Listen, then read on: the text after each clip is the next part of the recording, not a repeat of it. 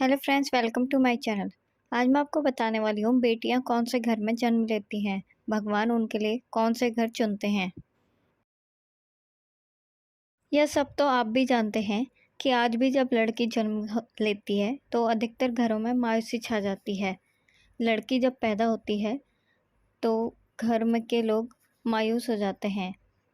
लड़की का जन्म हर किसी के घर में नहीं होता, बल्कि उसी के घर में होता है जो भाग्यशाली होते हैं और अपने पुण्य कर्म अर्जित किए होते हैं। और आज हम आपको ये बताएंगे कि भगवान कैसे घर में लड़की के लिए जन्म को चुनते हैं। वो कौन सा पुण्य कर्म है जिसकी वजह से कोई भी इंसान बेटी का माँ बाप बनता है। अर्जुन श्री कृष्ण पूछते हैं, श्री कृष्ण कौन से घरों में बेटियों का जन्म होता है।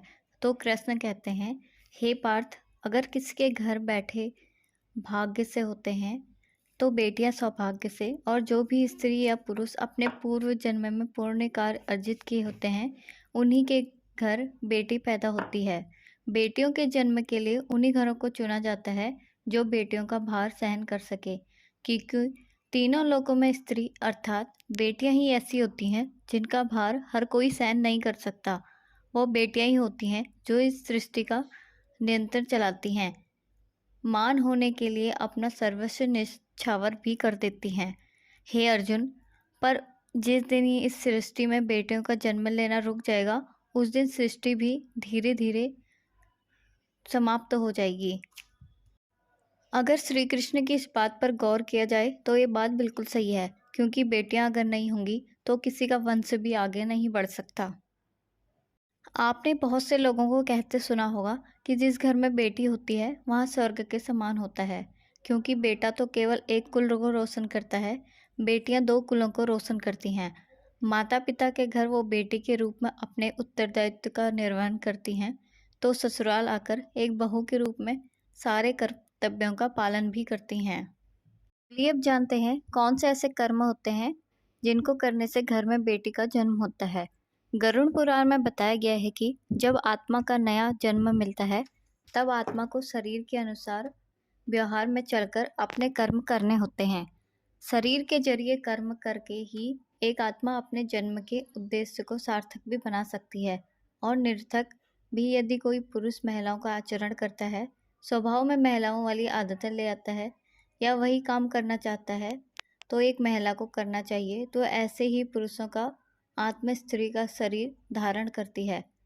और गरुड़ पुराण में बताया गया है, यदि कोई व्यक्ति मृत्यु के अंतिम क्षण में किसी स्त्री को याद करते हुए प्राण त्यागता है तो अगले जन्म में स्त्री के रूप में जन्म लेता है। वहीं अगर वह अंतिम क्षण में परमेश्वर का नाम लेता है तो मुक्ति के मार्ग पर अग्रसर हो जाता है। ये तो हम सभी जानते हैं कि एक बेटी ही है जो अपने माँ बाप को सही तरीके से समझती है। बुढ़ापे में बेटा भले ही दगाबाज निकल जाए, लेकिन बेटी कभी अपने माँ बाप का साथ नहीं छोड़ती है। लोग झूठ कहते हैं कि बुढ़ापे का सहारा बेटा होता है, बुढ़ापे का सहारा बेटियां भी हो सकती हैं। आजकल तमाम बेटियां इसकी उदाहरण भी हैं कि कैसे उन्होंने अपने माता पिता की जिंदगी बदल दी। बेटों ने उन्हें दुख दिया, लेकिन बेटियों ने उसे संभाल लिया। वे बेटियां ही होती हैं जो घर को संवारती हैं, घर को बनाती हैं, एक बहन के रूप में, एक माँ के रूप में, एक पत्नी के रूप में, या फिर एक बेटी के रूप में। बेटियां ही संसार हैं। कई लोग बेटों के लिए मरते हैं, लेकिन हर कोई जानता है जितना प्यार बेटियां करती हैं उतना बेटा नहीं करते। जिस घर में सुख शांति होती है, स्त्रियों का सम्मान होता है, स्त्रियों को उनका पूरा अधिकार मिलता है, तथा जो लोग सात्विक होते हैं, जो भगवान पर विश्वास करते हैं, जिस घर का मुखिया महिला हो, जिस घर में महिलाओं को देवी का दर्जा मिले, जिस घर के लोग खुलकर बेटियों पर खर्च करते हैं, जिस घर के लोगों का दिल बहुत बड़ा होता है, जिस घर में माता पिता की सेवा सबसे अधिक होती है, जिस घर में महिलाओं के प्रति सम्मान प्रकट करते हैं, जिस घर में माँ दुर्गा की पूजा होती है, ऐसे ही घरों में बेटियों का जन्म होता है।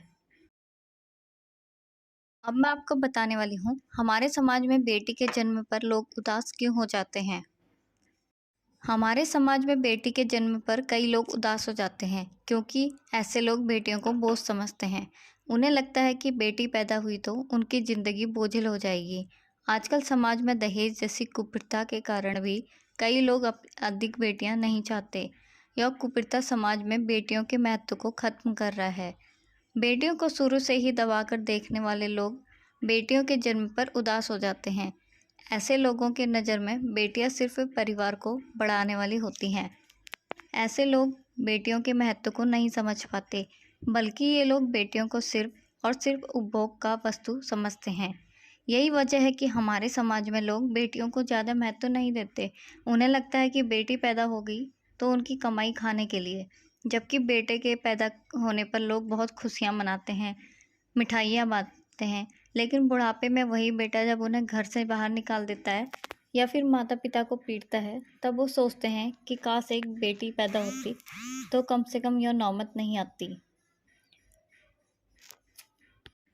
बेटियों को लक्ष्मी का स्वरूप माना जाता है, यानी जिस दिन वो जन्म लेगी उसके बाद से आपके घर में आर्थिक तंगी कभी नहीं आएगी। बेटी है तो सृष्टि है, क्योंकि उसे ही आगे चलकर माँ बनना है और संतान को दुनिया में लाना है।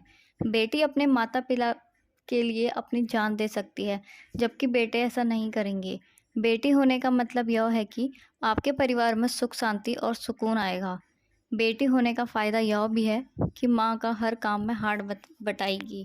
बुढ़ापे में माता पिता को बेटा भले ही छोड़ दे, लेकिन बेटी कभी नहीं छोड़ेगी। घर में हर तरह के धार्मिक कार्यों में लड़कियां ही सब कुछ संभाल पाती हैं, लड़कों के बस का कुछ नहीं है। बेटियां कभी भी किसी चीज़ का घमंड नहीं करती, ना ही किसी चीज़ की डिमांड करती हैं। बेटी हमेशा माँ बाप का सहारा बनकर रहती हैं तथा माँ बाप का नाम रोशन करती हैं। दो कुल की नाम निशान बेटियां होती हैं। हर माता पिता की शान बेटियां होती हैं। खेल खेलती भैया संग बहना बन जाती हैं। पीले हाथ कर पति संग वो पत्नी बन जाती है। जाती है ससुराल वहाँ गृहिणी बन जाती है। जन को जन करती वो जननी बन जाती है। इंसान पे एक एहसास बेटियां होती हैं। हर माता पिता के साथ बेटियां होती हैं। कहीं पे दुर्गा, कहीं पे दुर्गावती कहलाती हैं। लक्ष्मी का है रूप स्वयं, कहीं लक्ष्मी बाई है। राम की सीता, कृष्ण की गीता, शारदा माई है। लगन कहीं लग जाए तो बनती मीराबाई है। शक्ति भक्ति में महान बेटियां होती हैं। हर माता पिता की शान बेटियां होती हैं। जैसे मान सम्मान बिना मेहमान अधूरा है, वैसे कन्यादान बिना हर दान अधूरा है। सावन का पावन राखी त्योहार अधूरा है। बेटी नहीं जिस घर में परिवार अधूरा है। माखन चित चोर महान बेटियां होती हैं। हर माता पिता की शान बेटियां होती हैं।